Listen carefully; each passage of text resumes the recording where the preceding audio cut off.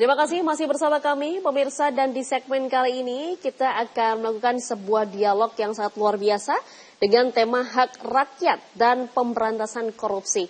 Tentu saja saya tidak sendirian, kali ini saya ditemani oleh dua narasumber kita yang sangat-sangat luar biasa, yaitu ada Prof. Sunarno Edi Wibowo atau biasa dipanggil Prof. Bowo. Selamat siang, Prof. Selamat siang, Mbak Nela. Dan juga tidak sendirian, Prof. Bowo, kita juga ditemani langsung sama Bapak Dr. Bambang Sugeng Ariandi Subagiono, SHMH.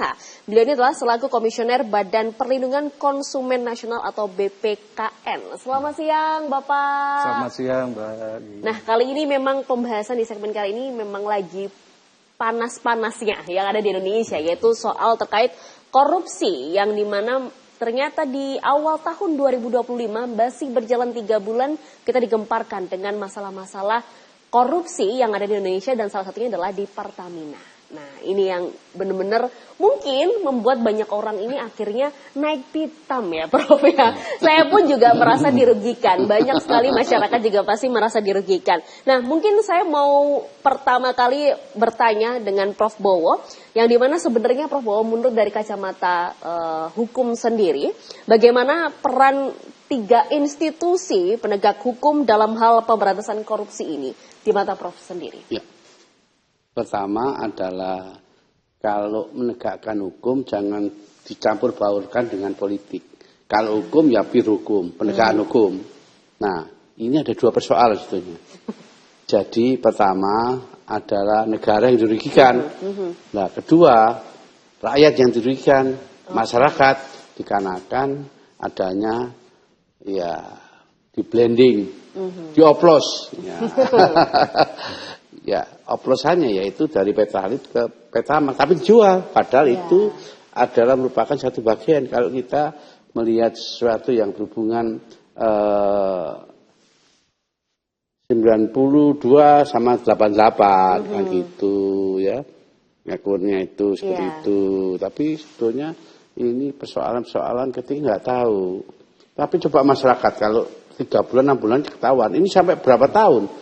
Mulai 2018 ini. Iya, 2018, Prof. 2023 disinyalirnya, Prof. Nah, bagaimana masyarakat ini dirugikan? Kan ya kasihan kan. Nah, dari situlah ini sebetulnya ketika Jaksa Agung menggunakan pasal korupsi itu harus ada dicontohkan dengan TPPU 8/2010. Apapun ketika kerugiannya sampai triliun, gak main-main.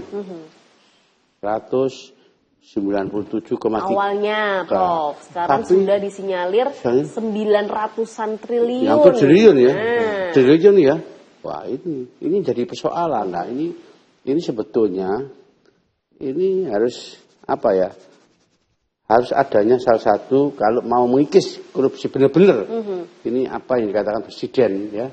Prabowo katakan harus diberantas, dituntaskan, harus sampai tuntas, sampai bersih, semua harus bersihkan. Nah, kalau kata-kata itu harus semua, saya yakin ini nggak mungkin hanya 9, tapi sampai berapa tahun, berarti nanti bagaimana nantinya PPATK-nya, ya, BPK-nya, ini harus tahu dong, ini aliran dana kemana, ya toh? Nah, ini disimpan di mana, ya kan? Nah, makanya disimpan di Bank Bowo, ya toh? Aman. Okay. Kalau disimpan di mana-mana ini kelihatan nanti. Ini jangan deg-degan nanti, kena ketahuan semua nih. Di mana? Kenapa aliran dana ini mesti ketahuan? Kenapa? Karena sudah mencapai triliunan. Kalau 1 triliun berarti 1000 triliun itu, ya kan? Bagaimana masyarakat ini? Masyarakat sekarang kepercayaan bagaimana? Nah, ini kan ada pakarnya, saya ini yang menjadi persoalan kan. Nah, ini pakar berbicara. Perlindungan konsumen. Baiklah. Mungkin kita bisa bergeser ke Pak Bambang, yang dimana sebagai perlindungan para konsumen ini yang banyak mungkin ini adalah satu-satunya korupsi di sepanjang tahun ini yang sangat dirasakan secara langsung dari masyarakat. Kalau misalkan korupsi-korupsi yang lain kan mungkin masyarakat tidak langsung merasakan ya Pak ya. Tapi kalau soal ini itu semuanya merasakan. Nah, sebenarnya Pak, dari kacamata Komisioner Badan Perlindungan Konsumen sendiri, apakah masyarakat yang merasa didugakan itu bisa menuntut gak sih Pak para koruptor-koruptor yang ibaratnya yang sudah berperilaku dari tahun 2018 sampai 2023 kemarin di Pertamina itu sendiri Pak? Ya. Terima kasih Mbak Nela ya, bahwa terkait dengan korupsi ini adalah ada satu produk ya, suatu produk yang mana memang betul nanti ujung-ujungnya adalah dirasakan oleh masyarakat garis miring konsumen. Okay. Oleh karena itu kalau kita melihat dari konteks perkara ini sebenarnya yang paling dirugikan itu sebenarnya ya konsumen itu karena pemakaian seperti Prabowo sampaikan tadi, pemakaian dari Pertamax yang RON 92 kemudian menjadi RON 90 itu bukan hanya nanti menyebabkan kerugian secara global di negara, tapi konsumen harusnya sejak awal merasa dirugikan karena konsep di dalam Undang-Undang Perlindungan Konsumen itu minimum ada 3K, Mbak. Ya, keamanan, kenyamanan, keselamatan.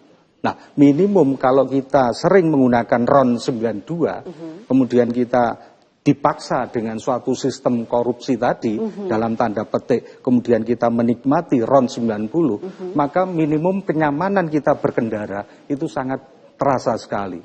Nah, oleh karenanya, kalau itu telah dialami oleh konsumen, pertanyaan dari Mbak tadi, apakah bisa menuntut? Saya jawab 100% pasti bisa menuntut. Nah, menuntutnya bagaimana ya? Menuntutnya itu adalah bisa dalam konsep seorang konsumen atau lebih dari seorang konsumen. Nah, kalau seorang konsumen nanti adalah menuntut ke BPSK, Badan Penyelesaian Sengketa Konsumen, tapi kalau lebih dari seorang nanti bisa menggunakan lembaga class action namanya. Nah, class action itu nanti bisa diajukan ke pengadilan. Pertanyaannya adalah siapa yang dituntut, ya kan?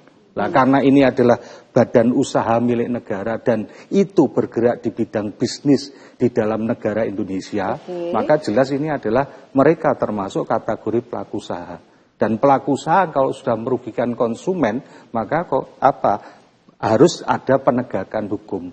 Karena konsep di dalam Undang-Undang Perlindungan Konsumen itu ada suatu perlindungan konsumen yang semua upaya yang dilakukan, Mbak, baik itu mulai dari pelaku usaha, pemerintah ya, maupun lembaga non-government seperti LPKSM misalkan, YLKI dan lain sebagainya, itu semuanya harusnya bersinergi untuk kepentingan siapa? Perlindungan konsumen. Tapi kalau dari Prof. Bowo sendiri, mungkin apakah dari hukum-hukum yang ada di Indonesia yang sekarang, apakah itu sudah membuat jera para pelaku koruptor ini? Atau sebenarnya harusnya memang ada pembaruan terkait dengan hukuman para koruptor yang ada di Indonesia ini? Ya, kalau Undang-Undang Nomor 31 tahun 99 diperbarui 2021, nggak segitu, memang maksimal memang 20 lah. Atau seumur hidup ketika ada persoalan negara dalam keadaan memang ekonominya seperti ini baru bisa.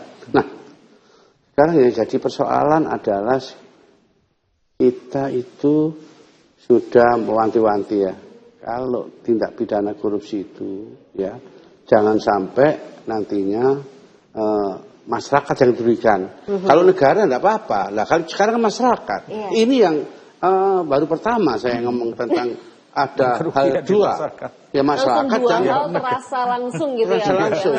Nah, kalau dengan demikian kan kasihan masyarakat ini kalau dirugikan. Nah, oleh karena itu jangan sampai adanya diskriminasi hukum, jangan ada tebang pilih. Kalau itu Jaksa Agung menuntaskan, yakin ini tanpa perintah dari Presiden nggak mungkin dia berani. Nah, ini Presiden sudah merintahkan ini. Lepas dari apa? Harus disikat habis. Kalau habis, jangan setengah-setengah dong. Nah, jangan dipengaruhi politik. Saya katakan demikian. Kalau memang hukum, pure hukum. Jangan sampai dilanggar. Dikarenakan saya katakan tadi, ini Jaksa Agung kok hanya memberikan satu pasal hanya tindak pidana korupsi. Padahal uang segitu banyak, triliunan. Jadi hampir 1.000 triliun ini. Jadi kemana uang ini? Seharusnya bisa digali lagi. Kenapa? Karena negara ini kan efisien tentang masalah program ya. Tadi yang disampaikan oleh Dr. Bambang tadi, rohnya itu loh, roh 88, roh 90, sampai sama ngomong kod dan sebagainya. Ini gimana ngurnya itu? Penilaiannya gimana? Jangan gitulah. Janganlah masyarakat sudah, jangan menari-nari di atas penderitaan masyarakat. Kasihan kan? Nah ini baru ada petunjuk dari Dr. Bambang. Bagaimana masyarakat ini sekarang? Untuk kemana? Nah ini ada peluangnya.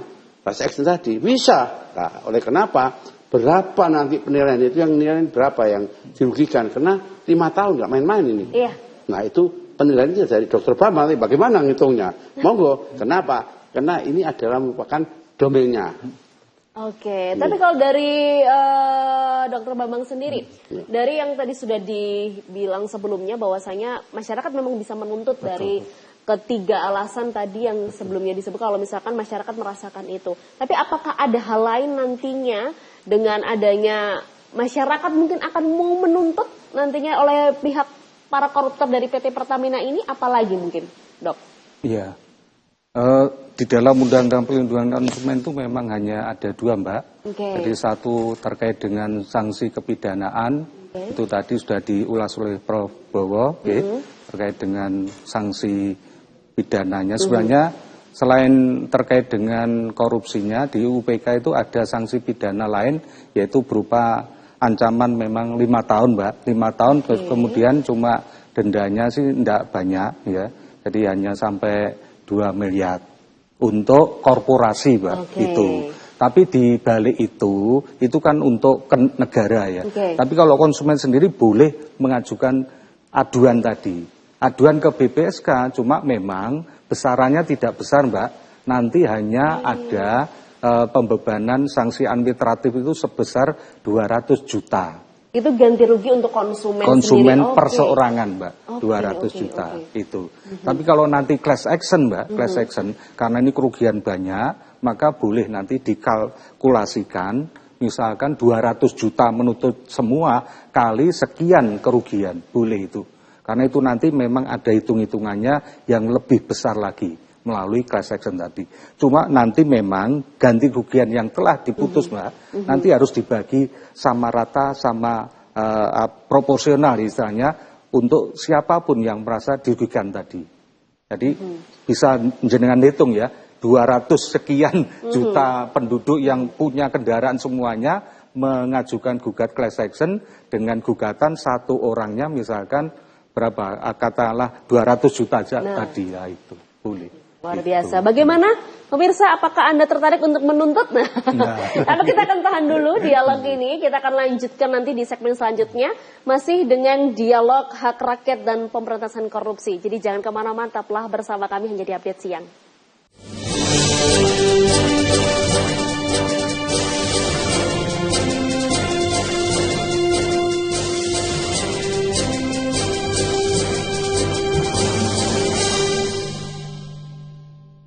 Terima kasih pemirsa, masih bersama kami di Update Siang, dan tentunya di segmen kali ini kita masih membahas di dialog yaitu hak rakyat dan pemberantasan korupsi yang ditemani oleh 2 narasumber kita, yaitu Prof. Bowo serta Dr. Bambang.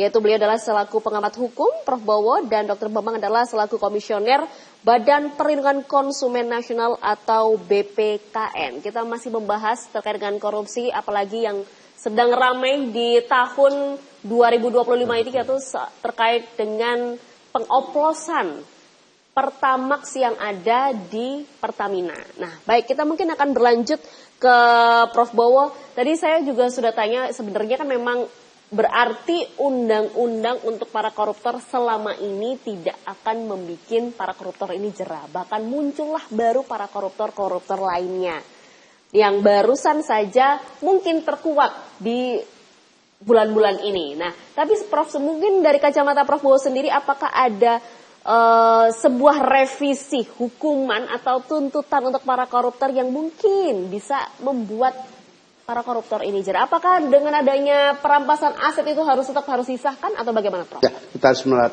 satu sistem kenegaraan kita, apa presidensil, apa parlementer.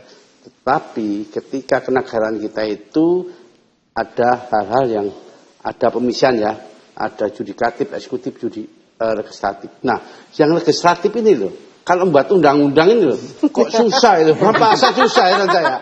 Itu pertanyaan. Kapan? Ini kan susahnya dari situ. Karena gini, memang sih pasal 5, pasal 20, konstitusi pasal 5, oke, rancangan yang dibuat presiden ini, ya Presiden Prabowo ini, ada suatu respon ya.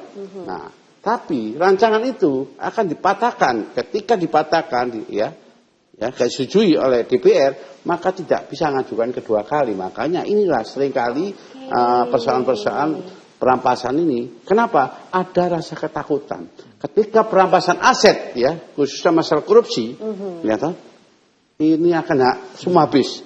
Gak peduli, sebelum sudah ada dugaan bisa dirampas semua. Tapi sekarang ini belum ada aturannya. Sampai kapan ini? Ini sudah ada sebetulnya draft-draftnya, tapi belum diapa-apakan. Nah, sebetulnya kalau korupsi ini sudah, saya lihat sudah ada kehendak, sudah ada rencana, sudah ada niat. Jelas ini, tanpa ada rencana lah. Ini rencana ini kan diperberat, ya kan? Enggak ada rencana, enggak ada. Nah, terus bagaimana nanti masyarakat melihatnya seperti ini? Berarti ini sebetulnya ini adalah peninggalan, ya toh? Nah. Ini berarti warisan pada Presiden Jokowi kalau kita bicara masa 2018. Nah, kalau kita melihat sampai 5 tahun, tetapi yang bisa hanya tadi nanti biar nantinya bagaimana tentang BPK ya atau BPKB atau akuntan publik yang menilai bagaimana kerugian yang ditimbulkan untuk masalah perhitungan rekapitulasinya. Gitu. Oke, kita mungkin kembali lagi ke Dr. Bambang. Dr. Bambang, kita juga tidak bisa menyalahkan masyarakat kalau misalkan masyarakat akhirnya tidak percaya dengan produk-produk yang ada di dalam negeri. Bisa saja, ya ambil saja contoh saya pun akhirnya tidak percaya, Prof. Jadi kita pun akhirnya tidak menyalahkan masyarakat berpindah ya dari SPBU BUMN ke SPBU swasta yang sekarang lagi sudah ramai banget bahkan sampai antri-antri. Nah, tapi mungkin apakah sebenarnya dari pihak Pertamina sendiri bisa membalikkan itu nggak sih, Dok? Membalikkan ibaratnya kepercayaan masyarakat untuk kembali lagi memakai produk dalam negeri ini. Sebenarnya bisa nggak? Ya. Apalagi kan tadi juga beberapa hari yang lalu DPR RI pun juga sudah menguji labkan nih, Dok, ya. Yaitu Pertamax yang memang diperjualbelikan, oh ini sesuai, tapi kayaknya masyarakat pun udah tutup telinga akan hal itu, tapi sebenarnya bisa nggak? Di dalam konsep Undang-Undang Perlindungan Konsumen memang ada satu pengaturan mengenai pembalikan beban pembuktian. Artinya apa?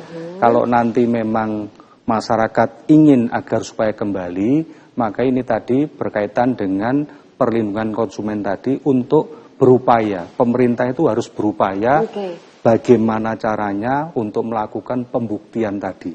Dengan jalan apa, mulai dari lembaga-lembaga yang kompeten untuk melakukan uji, kemudian disoundingkan ke masyarakat melalui media massa, termasuk melalui Jalpos TV ini, sehingga semua masyarakat memahami bahwa kesalahan yang kemarin telah dilakukan oleh Pertamina sebagai salah satu BUMN itu sudah mulai diperbaiki. Dengan apa? Dengan mekanisme seperti aturan main yang sebelumnya.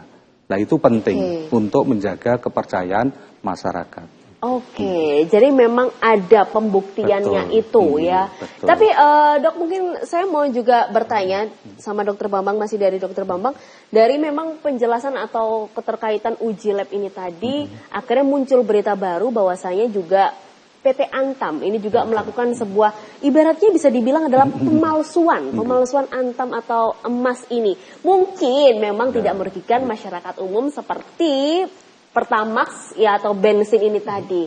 Tapi kan memang akhirnya masyarakat juga lebih aware lagi nih terkait ada lagi ternyata hal seperti ini. Itu juga bisa dibuktikan dengan adanya pembuktian itu atau enggak sih, Dok? Jadi sama, karena ini adalah suatu produk yang memang sudah dijual oleh pelaku usaha dan di dalamnya kemudian ada suatu pelanggaran dalam tanda petik tadi.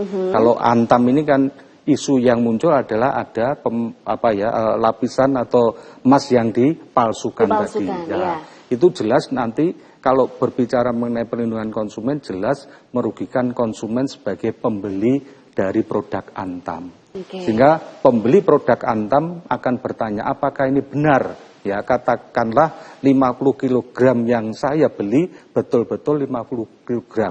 Bisa jadi kan nanti ada pengoplosan, pemalsuan gitu ya. Sehingga itu nanti memang penting bagi perusahaan, ya katakanlah pelaku usaha yang memproduksi Antam tadi ya melakukan hal yang sama tadi, memberikan pemahaman bahwa ini pemalsuan itu adalah dalam kategori produk yang bla bla bla bla. Tapi untuk produk mulai tahun 2025 misalkan sudah aman. Nah itu harus disampaikan dengan jalan apa? Ada semacam lembaga yang memang telah menguji kebenaran tentang kandungan emas yang diproduksi oleh Antam tadi. Si penguji pun juga harus tetap bersifat netral begitu ya dok ya. Jangan sampai memang penguji ini milik negara lagi, masyarakat pun akhirnya juga semakin bingung lagi, nggak percaya lagi. Jadi jangan menyalahkan masyarakat kalau misalkan masyarakat tidak percaya. Mungkin kita mau beralih ke Prof. Bowo. Sebenarnya Prof. Bowo, dari kacamata Prof. Bowo sendiri, sebenarnya yang menjadi hambatan dalam pengesahan atau penegakan hukum pembuatan ini selain memang para legislatif ini yang tidak segera mensah-sahkannya, sebenarnya apa lagi, Prof? Ya, sebetulnya kita ada hal-hal yang memang sebagai pejabat punya integritas moral, etika yang ada, dan dia memang harus amanah. Tapi hal-hal keempat tadi nggak ada itu. Tadi ngomong ada kegelapan, kamu yang gelap, yang pejabat bersih, yang gelap kan rakyatnya sekarang. Nah jangan ngomong segala sesuatu ngomong sembarangan. Ternyata ini kegelapan loh ini. Nah ini yang menjadi persoalan kan berat. Contohnya Dokter Bambang ini untuk memberikan sosialisasi pada masyarakat kan nggak membalik tangan. Untuk rasa kepercayaan pada pemerintah. Contohnya jangan sampai nanti ini masyarakat ini nggak percaya pada Pertamina, percaya pada swasta. Nah kalau percaya swasta bagaimana nanti nasib pemerintah kita, negara kita? Inilah yang penting bagaimana penegakan hukum itu harus ditegakkan. Apapun ditegakkan. Kalau memang hukum itu ditegakkan, nanti alhamdulillah masyarakat itu akan sejahtera. Kenapa? Ketika kalau kita melihat ya korupsi segitu banyaknya, ya belum yang lain-lainnya nih ya. Pokoknya ya segitu banyak lah. Ini khususnya dari BUMN nih. Nah, sekarang kita melihat kalau dihitung-hitung sebetulnya untuk memberikan sesuatu pada masyarakat atau khususnya bagaimana masyarakat itu dihidupi dengan adanya kalau tidak ada korupsi, hidup semua kok. Nah kalau ada korupsi segitu banyak, nah sekarang baru ngomong tentang efisiensi dan sebagainya. Tapi yang jelas jangan sampailah yang lain efisiensi tidak apa-apa, tapi yang satu ini pendidikan itu penting. Kenapa? Pendidikan itu untuk segala bangsa dan negara kita ya toh. Kalau sampai APBN dengan khususnya masa pendidikan dikurangi, kasihan. Kenapa? Nanti nggak bisa jalan. Nah, dosen-dosen ini kasihan juga, nggak bisa penelitian. Kenapa? Dari penelitian itulah, dari mahasiswa itu bagaimana bisa beasiswa dan lain-lainnya. Semoga 20% dari APBN jangan dikurangi lagi lah. Ini hanyalah sebagai satu pesan bagi saya seorang dosen maupun Pak Bambang juga sebagai dosen. Jadi seharusnya itulah suara hati seorang ya pendidik seperti itu. Tapi kalau dari Prof. Bowo sendiri, seberapa optimis Prof dengan melihat pemberantasan korupsi yang selalu ditegaskan oleh pemerintah, berantas, ini akan terwujud nantinya? Iya, tapi ini jangan sampai hanyalah omong-omong. Tapi memang kalau omong-omong ya dari dulu omong-omong. Tapi ya inilah. Jadi harus kita, contohnya kita ada namanya lembah tidar ya. Tret gitu kan. Ternyata apa hasilnya? Setelah tret ya akhirnya ya ada korupsi. Jadinya tret. Ya ini kan tret-tretan dalam arti bagaimana jiwanya bisa nasionalisme, patriotisme dari pada negara dan bangsa supaya teguh. Tapi seperti ini baru tret. Sekarang jadi seperti ini. Terus apa yang kita percaya? Nah, dari sinilah ya. Kalau memang benar-benar penegakan hukum ini ya ditegakkan benar-benar, jangan sampai ada bicara. Kalau kita bicara keadilan, mana negara kita yang adil? Keadilan tidak ada. Itu yang saya paling apa? ada di suara telinga saya. Jangan, kalau negara Indonesia kalau minta keadilan bagaimana? Itu yang menjadi persoalan. Seharusnya keadilan itu bisa, tapi apa? Mental-mental ini harus dijaga benar. Oke, terakhir mungkin untuk Dokter Bambang sendiri, mungkin bisa ditegaskan sekali lagi Dok terkait dengan mungkin mengedukasi masyarakat yang mungkin mau melaporkan atau melayangkan gugatan yang dimana terkait dengan korupsi di Pertamina ini yang bisa dijadikan dasar gugatan. Itu apa aja mungkin Dok? Ya. Mungkin. Untuk penegakan hukum seperti Prof. Bowo sampaikan tadi, bisa satu kalau perseorangan memang kita bisa mengajukan ke Badan Penyelesaian Sengketa Konsumen. Di setiap provinsi itu ada. Untuk di Jawa Timur ini kan ada 5 Mbak ya, BPSK. Kalau di Surabaya nanti ada di Surabaya. Kemudian selain itu nanti kalau memang ingin bersama-sama, karena orang Indonesia itu kalau tidak bergerombol tidak berani, ada yang maju, tidak ada yang ya, maju. benar. Nanti melalui class action yaitu ke pengadilan, Mbak, pengadilan negeri, kemudian bisa bersama-sama, nanti dikalkulasi bersama, kemudian kalau diputus nanti dibagi bersama-sama. Ya, selain itu nanti BPKN juga punya peran, Mbak, bahwa apa? Kalau nanti misalkan mereka semua belum memahami tentang 2 jalan tadi yang harus dilakukan, bisa melalui BPKN. Ya, dan nanti saya juga dan semua teman-teman di BPKN bisa untuk membantu untuk apa? Melanjutkan apakah ke BPSK di wilayah konsumen-konsumen berada atau ke pengadilan melalui lembaga class action tadi. Oke, luar biasa. Sekali lagi terima kasih Prof. Bowo, Dr. Bambang, terima kasih luar biasa. Bagaimana pemirsa, apakah Anda jadi untuk menuntut para koruptor-koruptor ini karena mungkin merasa sudah sangat dirugikan secara langsung nantinya ya. Tapi sayang sekali mungkin dialog kita harus berakhir, tapi tenang saja, Update Siang masih akan menginformasikan informasi-informasi terkini lainnya. Sekali lagi terima kasih Prof. Bowo dan Dr. Bambang yang sudah menemani dialog siang kita yang sangat luar biasa dan mengedukasi kita semua di sini. Jadi jangan kemana-mana pemirsa, tetaplah bersama kami hanya di Update Siang.